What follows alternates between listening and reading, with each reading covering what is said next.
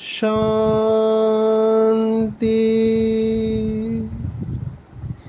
आज 5 अक्टूबर 2023 भारत में सतगुरुवार है। Today is 5th October 2023 and it's Thursday in Bharat. आज की मुरली का जादुई रहस्य स्वयं को प्रेरणा देने के लिए magical secrets of today's Murli for motivating the self. बहुत खुशी होती है जब बाबा के नए नए बच्चे तीव्र पुरुषार्थ करते हैं, बहुत गहरा मनन चिंतन करते हैं। एक बात तो समझ में आ रही है, जो बाबा ने पहले भी साकार और अव्यक्त दोनों मुरलियों में कहा हुआ है कि मेरे पीछे आने वाले बच्चे लास्ट सो फास्ट और फास्ट सो फर्स्ट जाने वाले हैं।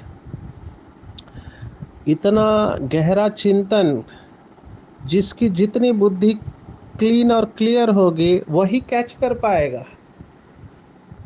तो बहुत खुशी होती है जो बाबा ने कहा कि यहाँ से संस्कार लेकर जाएंगे। बड़े बड़े साइंटिस्ट बच्चे बाबा के पास आएंगे और आपको वहाँ पर नए नए महल बनाने में सहयोगी बनेंगे। तो मैं देख रहा हूँ जो अच्छे स्टूडेंट होते हैं उनकी विशेषता होती है कि वो पढ़ाई में लग जाते हैं। वो पूरा फोकस एकाग्र होके पूरी एनर्जी अपनी पढ़ाई के ऊपर लगाते हैं। मैंने देखे हैं ऐसे स्टूडेंट, उनको टीवी नहीं, मोबाइल नहीं। अभी मैं एक इंटरव्यू पढ़ रहा था, वो बच्चा उसने यूपीएससी क्लियर किया तो उसको पूछा कि मोबाइल कितना घंटा, तो उसने कहा मोबाइल मैं माता जी के पास दे के रखता था, मैंने पूरा 6 मास मोबाइल को टच नहीं किया। तो ये बहुत लक्ष्य के साथ चलने वाले हैं, माना अपने लक्ष्य के लिए मर मिटने वाले हैं। इतना कमिटमेंट इनका होता है। बगैर कमिटमेंट के आप कुछ नहीं कर सकते।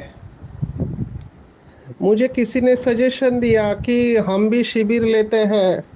हमारे शिविर में मोबाइल बजते रहते हैं, जबकि कई सारे शिविरों में मोबाइल अलाउड नहीं होता है। मोबाइल क्या, घड़ी भी अलाउ नहीं करते हो। माना ना आप टाइम कॉन्शियस बनेंगे, ना पुरानी दुनिया की कोई बात। आप इधर साधना करने के लिए आए हो तो पूरी साधना करनी चाहिए।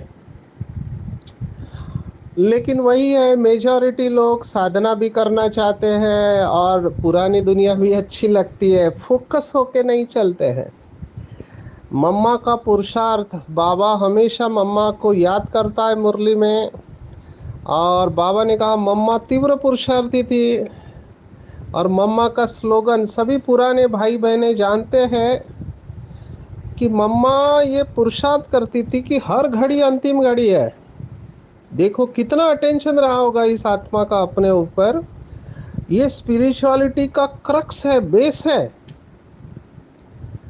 जो अच्छे आध्यात्मिक साधक होते हैं, जो सचमुच में साधना करना चाहते हैं और जो श्रेष्ठ संस्कार परिवर्तन करके अपने अंदर श्रेष्ठ परिवर्तन लाके, जिनके अंदर जिगरी, जिसको कहते हैं जिगरी प्यास होती है परमात्मा के प्रति, गॉड अल्लाह ईश्वर के प्रति, तो वो देखते बनते हैं, वो छिप नहीं सकते हैं।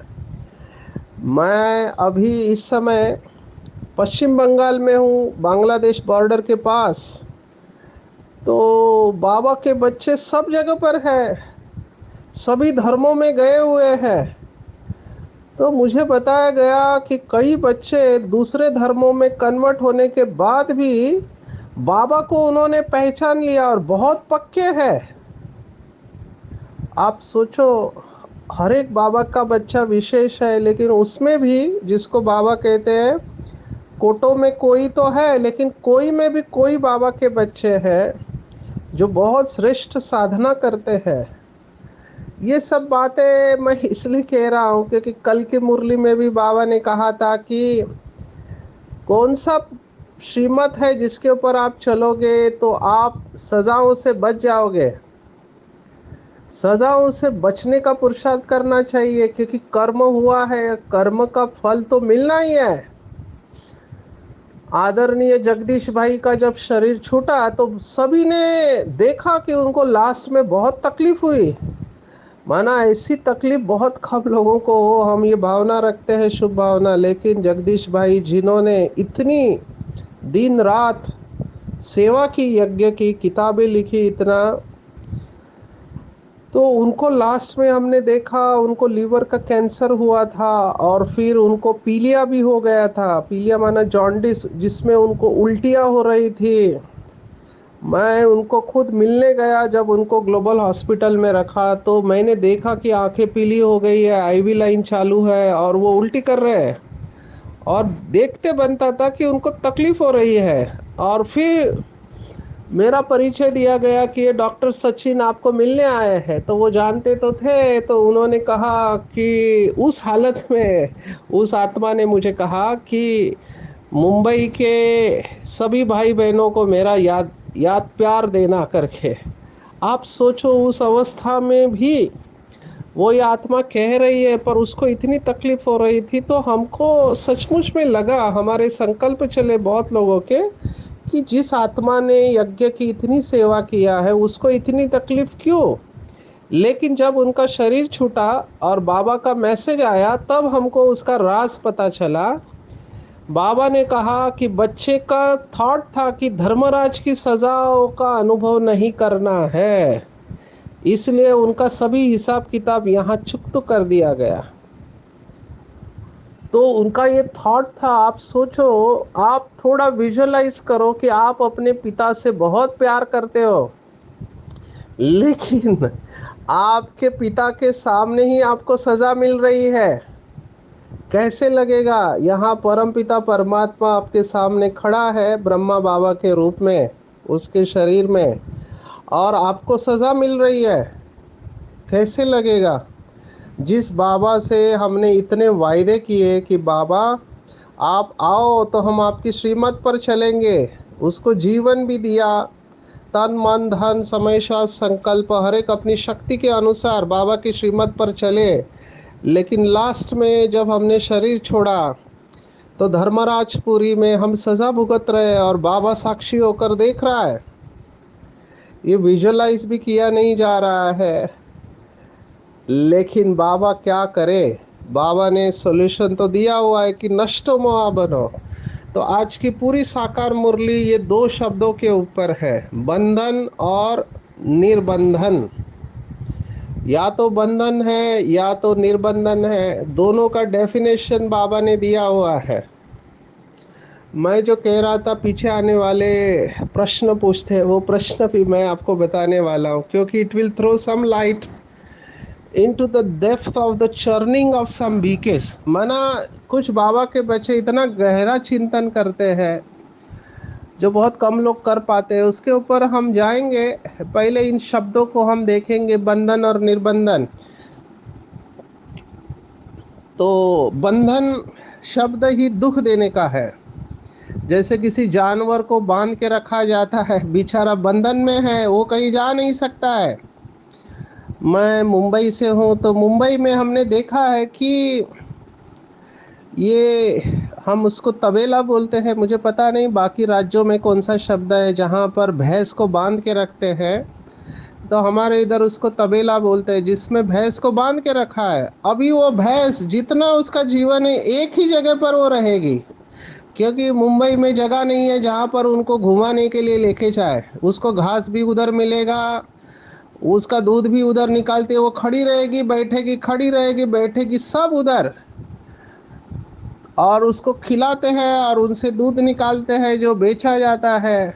तो मैं सोच रहा था कि इस आत्मा का क्या जिंदगी है, एक जगह पर पूरा जीवन जा रहा है, वो कहीं जा नहीं सकती है। तो ये जानवरों का जीवन ऐसे होता है। दूसरा, मैं कई जगह पे जाता हूँ तो मुझे बिल्कुल अच्छा नहीं लगता है जब पंछियों को पिंजरे में बंद करके रखते हैं। तो मुझे बहुत रहम आता है कि पंछी का काम है उड़ना, उसको आकाश में उड़ना अच्छा लगता है, लेकिन कई लोग अपने सुविधा के लिए इन पंछियों को पिंजरे में बंद करके रखते हैं, और जो भी उनके पास गेस्ट आते हैं उनको दिखाते हैं। तो मैं बहुत सोचता हूँ कि बेचारे पंछी को कैसे लगता होगा। ये जब आप एम्पैथी के डेप्थ में जाते हैं, एम्पैथी माना दूसरों के दुखों को महसूस करके उनको दूर करने की चेष्टा करना, तो एम्पैथी ये इमोशन बहुत पावरफुल इमोशन है, ये बहुत पावरफुल है।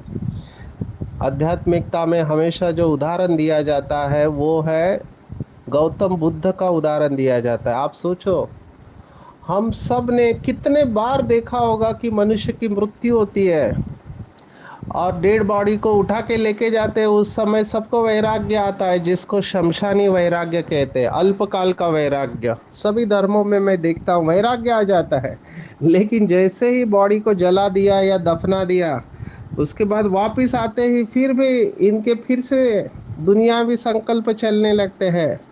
जाते समय सोचते कि देखो क्या लेके गया, सब तो छोड़ के गया, और वापिस आते समय सोचते हैं क्या क्या छोड़ के गया है, हमको क्या मिलेगा उसमें से।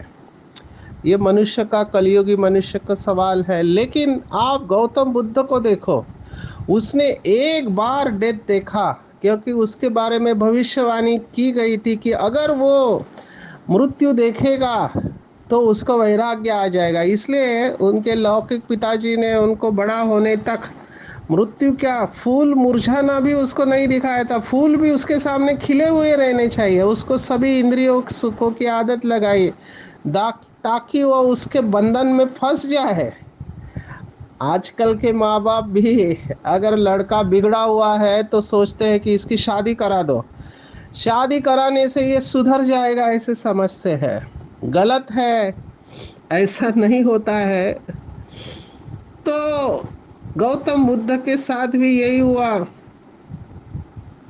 तो गौतम बुद्ध ने एक बार बीमार व्यक्ति देखा और मृत्यु देखा, तो उसको थॉट आया कि इसके बाद क्या, मेरी भी यही हालत होने वाली है, और उसको वैराग्य आया और वो सत्य की खोज में निकल गया। हम कितने बार मृत्यु देखते हैं, लेकिन हमको ऐसा वैराग्य नहीं आता है। युधिष्ठिर को ये प्रश्न पूछा गया जिसको यक्ष प्रश्न कहते हैं। यक्ष प्रश्न भी स्पिरिचुअलिटी में, आध्यात्मिकता में बहुत फेमस है। यक्ष प्रश्न क्या है? युधिष्ठिर को पूछा यक्ष ने कि ऐसी कौन सी बात है जिसके ऊपर आश्चर्य किया जाता है मनुष्य के व्यवहार को देखते हुए। तो युधिष्ठिर ने जवाब दिया, हर एक मनुष्य को पता है कि वो मरने वाला है, लेकिन हर एक मनुष्य सोचता है कि मैं कभी नहीं मरने वाला हूँ, मैं तो लंबा जीने वाला हूँ। ये यक्ष प्रश्न है। हम क्यों भूल जाते हैं कि हम शरीर छोड़ने वाले हैं, और अगर जाना ही है तो फिर ये बंधन वाला जीवन क्यों जी रहे हैं? बंधन हमेशा दुख देता है। अब ये बंधन के अपोजिट शब्द कौन सा है? तो यहाँ पर मुझे एक बाबा के बच्चे ने पूछा कि निर्बंधन से ज़्यादा संबंध शब्द अच्छा है। मुझे बहुत अच्छा लगा कि बाबा ने यही शब्द इस्तेमाल किया व्यक्त मुरली में। कैसे? तो उस आत्मा ने मुझे पूछा कि सचिन भाई, ये बाबा जो कहता है हमारा ये अंतिम जन्म है, 84वां, हमने मान लिया। अभी मम्मा ने तो शरीर छोड़ा है, या कई सारी एडवांस पार्टियों की आत्माओं ने जो संपूर्ण अवस्था में गए हैं, बाकियों का तो पता नहीं, लेकिन मम्मा ने शरीर छोड़ा है या बड़ी दादी ने छोड़ा है। तो क्या उनका अगला जो जन्म है, उन्होंने शरीर तो धारण किया है, अभी शरीर धारण किया है तो शरीर माना सुख दुख आ गए, तो क्या वो बंधन वाला जन्म नहीं है? तो मुझे ये प्रश्न बहुत अच्छा लगा। तो इसका जवाब बाबा ने ही दिया है, मैं बाबा के ही महावाक्य को इस्तेमाल करूंगा। बाबा ने कहा वो जन्म बंधन वाला जन्म नहीं है, क्योंकि आत्मा ने अपने सभी हिसाब किताब चुप तो कर लिए हैं।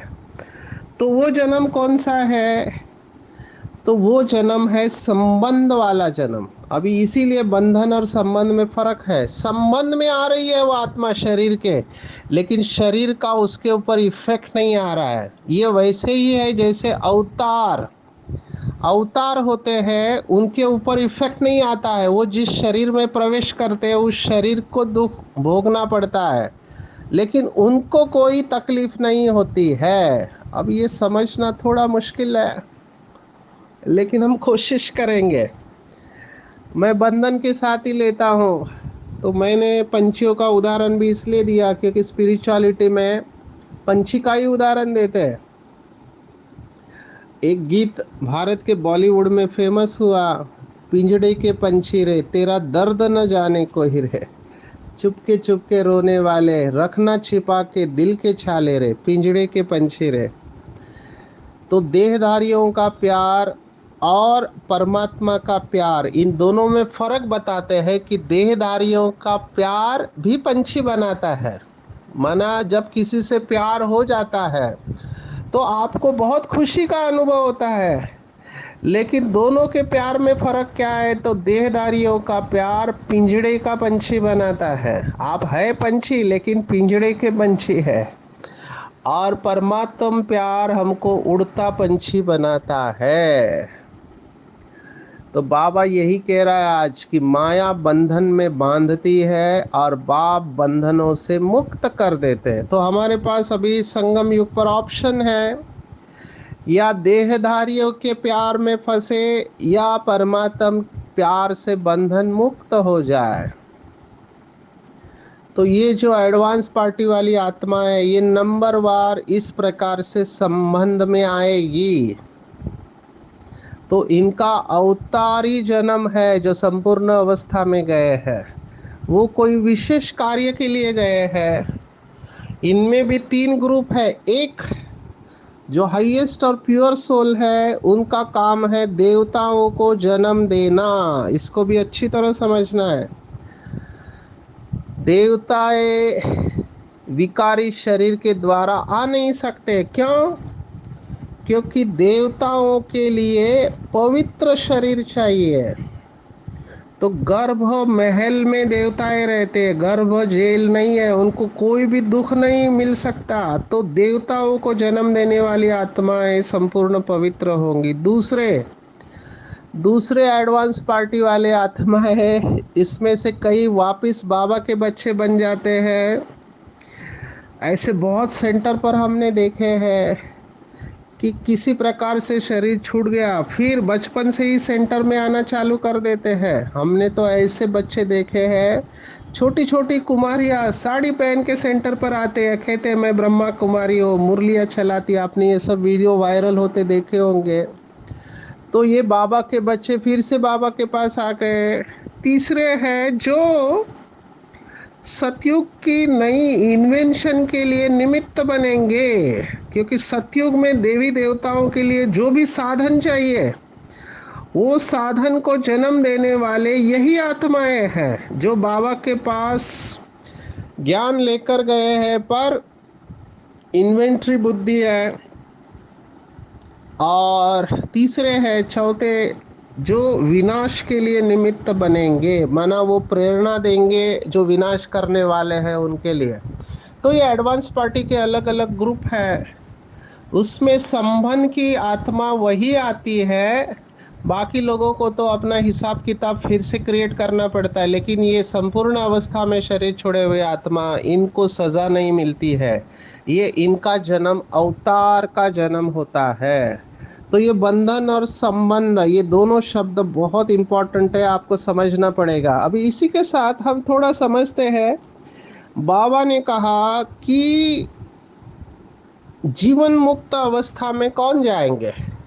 तो पहले मुक्ति में जाएंगे और फिर जीवन मुक्ति में जाएंगे। बाबा के बच्चे पहले मुक्ति में जाएंगे फिर जीवन मुक्ति में। ये मैं परम धाम की बात नहीं कर रहा हूँ, मैं यहाँ पे इस शरीर में रहते हुए बात कर रहा हूँ। पहले योगी आत्माओं को अनुभव होगा कि उसके सभी बंधन समाप्त हो गए हैं। इसको बाबा ने कहा निर्बंधन। आज निर्बंधन की व्याख्या बाबा ने दी है। निर्बंधन अर्थात अशरीरी। अशरीरी अर्थात देह सहित देह का कोई भी संबंध बुद्धि को अपनी तरफ नहीं खींचे। कोई भी बात आपको खींच नहीं रही है। बाबा ने स्पष्ट शब्द इस्तेमाल किया, देह अभिमान में ही बंधन है। देही अभिमानी बनो तो सब बंधन समाप्त हो जाएंगे। और निर्बंधन का दूसरा व्याख्या जीते जी मर जाना ही निर्बंधन बनना है। माना कोई भी व्यक्ति और वस्तु आपको डिस्टर्ब नहीं कर रहे, कोई भी परिस्थिति का आपके ऊपर प्रभाव नहीं आ रहा है, और समझ में आ रहा है आपको कि अंतिम समय है, ड्रामा नाटक पूरा हुआ, अब बाप के पास जाते हैं तो निर्बंधन बन जाएंगे, पूरी तरह से बंधन मुक्त। जो बाबा के तीव्र पुरुषार्थी बच्चे हैं, जिनको पता है चारों ही सब्जेक्ट में 100 आउट ऑफ 100 मार्क्स मिलने हैं, उसमें भी योग का सब्जेक्ट है सबसे टफेस्ट कहा गया है, क्योंकि प्रैक्टिकल सब्जेक्ट है। आप भाषण कितना भी अच्छा कर लो, सेवा कितनी भी कर लो, लेकिन योग के सब्जेक्ट में 100 आउट ऑफ 100 लेना है तो बहुत वैराग्य की स्टेज चाहिए, शरीर से पूरी तरह से डिटैच। और वो इतना इजी नहीं है। सूक्ष्म में भी बाबा ने मुरली में कहा है, सूक्ष्म में भी कोई बात आपको प्रभावित करती है तो आप डिटैच नहीं हो सकते। प्यूरिटी की परसेंटेज हाईएस्ट चाहिए। अगर शास्त्रों में भी इसके ऊपर कहानियां लिखी हुई है, आप सोचो, शास्त्रों में भी इसकी गहराई में गए हुए, आज वेद की बात आई हुई है। अगर समय मिले तो मैं वेदों के बारे में थोड़ा बताऊंगा। 4 वेद है। आज की मुरली में कहा है कि बाबा ने स्पष्ट कहा है कि वो कहते हैं कि वेद को जानना चाहिए। खास करके बहुत पवित्र आत्मा जो पीछे आई थी, जिसने कहा वेदों की तरफ हमको वापस जाना चाहिए, स्वामी दयानंद सरस्वती, जिन्होंने आर्य समाज की स्थापना की। आज आर्य शब्दों को इस्तेमाल किया गया, तो बाबा ने आज इनको याद किया है। मुझे ये इंटरेस्टिंग लगा। वो कॉन्फ्रेंस करते हैं कि वेद पढ़ने से क्या फ़ायदा होता है, वेद पढ़ना चाहिए, ऐसे वो कहते हैं। तो बाबा ने कहा इनसे कुछ नहीं हो सकेगा जब तक खुद को नहीं जानते और बाप को नहीं जानते। ऐसे नहीं कि वेदों में ज्ञान नहीं है, वेदों में बहुत गहरा ज्ञान है। इसीलिए तो बाबा हमको वेद और शास्त्रों का सार समझा रहा है। इसेंस क्या है? इसेंस है खुद को आत्मा समझ के परमात्मा को याद करना। हम आज की दुनिया में, आज की दुनिया को, लोगों को बहुत सिंपल करके समझाते हैं। जो बात मैंने एम्पैथी की समवेदना, दूसरों के दर्द को महसूस करना। किसी शायर ने कहा है, क्या कहा है, ये शायर भी बहुत खूबसूरत होते हैं। बड़ा बड़ा सिद्धांत बहुत छोटे छोटे से 2-3 लाइन में ही कह देते हैं। हम सफ़र तो बहुत है लेकिन हमदर्द कोई नहीं। हम सफ़र माना हमारे साथ ज़िंदगी में चल रहे हैं, लेकिन हमारे दर्द को महसूस करने वाला कोई नहीं है। तो हम सफ़र तो बहुत है, हमदर्द कोई नहीं। कभी कभी मुझे लगता है ये पोएट्री के ऊपर ही आपको समझाना चाहिए। ये जितने भी शास्त्र लिखे हुए हैं ये पूरी पोएट्री है। पोएट्री माना कविता या शायरी जिसको कहते हैं। मैं डॉक्टर्स के सामने कई बार शायरी को पेश करता हूँ। हर एक भाषा में शायरी है। मुझे तो साउथ की भाषाओं का इतना पता नहीं है, लेकिन भारत में जैसे हिंदी में कविताएं है या उर्दू में पोएट्री है या हमारे मराठी में, हर भाषा में होना चाहिए।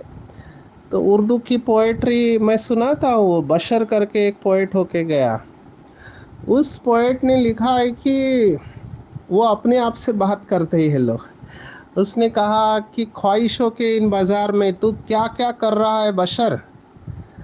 ख्वाहिशों के इन बाजार में माना इच्छाओं के बाजार में तू क्या कर रहा है बशर। वो अपने साथ बात कर रहे हैं, जितना तू मर रहा है उतना तो जीना भी नहीं है। अब ये इमीडिएटली आपको फोकस में लाते हैं कि हम क्यों भाग रहे हैं इतना और कहाँ भाग रहे हैं। कितनी इच्छा है, एक इच्छा पूर्ण नहीं हुई तो दूसरी पूरी, है ना। ऐसे ही गालिब ने भी इस भाव में कहा हुआ है।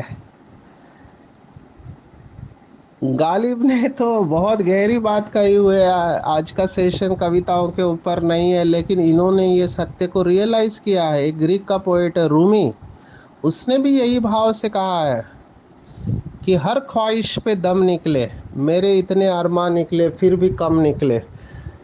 तो हमको ये समझ में आना चाहिए कि माया हमारी बुद्धि को भटकाती है। माया हमको बताती है ये खाओ, इसमें सुखी खुश है। अभी मैं इधर बंगाल में है तो यहाँ की बहन जी हमको रसगुल्ला खिला रही है, इररेजिस्टिबल। आप उसको रोक नहीं सकते हैं, इतना सुंदर ये लोग बनाते हैं रसगुल्ला, यहाँ की मिठाई। तो वो कहते हैं ये खाओ इसमें सुख है, वो खाओ उधर घूमने को जाओ वहाँ सुख है, ये रिश्ता करो इसमें सुख है। तो माया हमको ऐसे भटकाती है बुद्धि को और बताती है कहाँ भविष्य में इसी दुनिया में सुख है, आप अभी सुख का आनंद ले लो। और ऐसे बंधन में फंस जाते हैं। तो हमको ये माया की चालाकी को समझना पड़ेगा, ख्वाहिशों के बाजार को समझना पड़ेगा, इस समय की मार्केटिंग टीम को समझना पड़ेगा। अगर आप टीवी देखते हैं, मेरे पास तो ये केसेस आते हैं, इम्पल्सिव पर्सनालिटी। मैं कहता हूँ अगर आपको अपनी भावनाओं के ऊपर नियंत्रण नहीं है, अंग्रेजी का एक शब्द है कंपल्सिव बायर्स, वो कोई एडवर्टाइज देखते हैं और उनका दिल करता है खरीद ले। आजकल इंस्टाग्राम, फेसबुक, व्हाट्सअप, क्या एडवर्टाइज आते हैं, आपको देख के ही लगता है कि ये चीज़ ज़रूरी है। अगर ये चीज़ आपके घर में नहीं है तो आपका जीवन अपूर्ण है। ये आपके दिमाग में डाल दिया जाता है। और कई लोग, कई भाई बहने घर पे बैठे बैठे क्या करते हैं, ऑर्डर करते रहते हैं, ज़रूरी है नहीं है खरीदते रहेंगे। ये भी एक प्रकार का एडिक्शन है। तो ये माया वार कर रही है, बंधन उत्पन्न कर रही है। तो हमको संगम युग पर लक्ष्य रखना है कि मुझे बंधन मुक्त बनना है। तो मुक्ति से फिर जीवन मुक्ति में जाना है। और जीवन मुक्त यहाँ पर इस शरीर में रहते हुए वो संस्कारों को लेकर जाना है। याद रखना है कि हमको जाना है, जिसको जाना है उसको यहाँ की कोई भी बात खींचेगी नहीं। अपने साथ बातें करनी है कि मुझे अब वापस जाना है, पुरानी दुनिया का अंतिम समय है, मेरा पार्ट खत्म हुआ, सभी खजानों से संपन्न होके जाना है। मैं अभी जो टॉपिक लेता हूँ भट्टियों का वो यही है, संपन्नता से संपूर्णता की ओर। ये मेरा टॉपिक है क्योंकि मैंने महसूस किया अपने जीवन में, जब तक मैं अंदर से भरपूर नहीं हूँ तब तक माया खींचती रहेगी। संपन्नता की निशानी संपूर्णता है। जैसे चंद्रमा संपन्न होता है तो थोड़ा भी किनारी कम नहीं है, संपूर्ण है। ऐसे ही हम बाबा के बच्चे ज्ञान योग धारणा सेवा में संपूर्ण संपन्न होते हैं तो संपूर्णता की अवस्था को प्राप्त होते हैं। क्योंकि संपूर्ण प्राप्ति स्वरूप होते हैं तो स्थिति में भी समीप रहते हैं। और ये सब संपन्न बनने का आधार हमारी बुद्धि है, जिसको दिव्य बुद्धि, डिवाइन इंटेलेक्ट कहा गया है। तो जितनी बुद्धि दिव्य है उतनी बाबा से शक्तियाँ कैच होती है और ऐसी आत्माएं सिद्धि स्वरूप बनती है। तो सिद्धि स्वरूप बनने का आधार भी हमारी दिव्य बुद्धि है और हमारा योग है। और ऑटोमेटिकली जैसे शक्तियाँ हमारे अंदर धारण होने लगती है, मेरा अनुभव है कि मोह डिटैच होने लगता है। मुझे याद आ रहा है, मैंने जैसे ये रियलाइजेशन हुआ, अपने माता पिता को सामने बिठाया और उनको बोला कि आपने मुझे जन्म दिया, पढ़ाई दिया, इसके लिए आपका बहुत बहुत शुक्रिया। आपके 3 बच्चे और हैं, वो आपका वंश को आगे लेकर जाएंगे, लेकिन मुझे इस जीवन में संपूर्ण पवित्र जीवन जीना है तो मैं शादी नहीं करूँगा और मुझे आप पूछेंगे नहीं फिर से। तो मैंने देखा कि हमारे लौकिक पिताजी रोने लगे, उनकी आंखों से आंसू। माताजी रो नहीं रही थी लेकिन उनको गुस्सा था। अब ये क्यों हो रहा था? क्योंकि उनका मोह था, उन्होंने सोचा इसको पढ़ाया लिखाया डॉक्टर बनाया।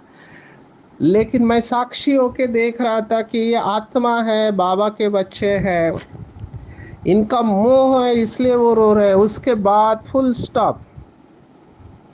तो हमको ये डिसीजन लेना पड़ेगा, हर एक को डिसीजन लेना पड़ेगा। शुरुआत में तो उन्होंने बहुत कोशिश की, रिश्तेदारों द्वारा पंडित भी बुलवाए मेरा भूत उतारने के लिए, मेरी शांति करने के लिए, सब कुछ किया, लेकिन वो सफल नहीं हुए। अभी उन्होंने स्वीकार कर लिया कि हमने अच्छा किया कि इसको शादी के लिए फोर्स नहीं किया। क्योंकि बाकी परिवार में जब आ जाती है बहू तो क्या होता है आप सबको पता है। पर वो अपनी ज़िंदगी जी रहे हैं और मैं बाबा के साथ मस्ती में बाबा की सेवा पर हूँ। तो ये डिसीजन हम सबको लेना पड़ेगा कि एक जन्म का परमात्म प्यार या आखिरी जन्म का देहदारियों का प्यार, हमको चूज करना पड़ेगा। मुझे लगता है सबसे अच्छा सौदा है इस अंतिम जन्म में परमात्मा को अपना साथी बना दो, नष्टमा बनो, अपने बंधनों को समाप्त करके निर्बंधन बन के औरों को भी निर्बंधन बनाने की सेवा करो। अच्छा, ओम शांति।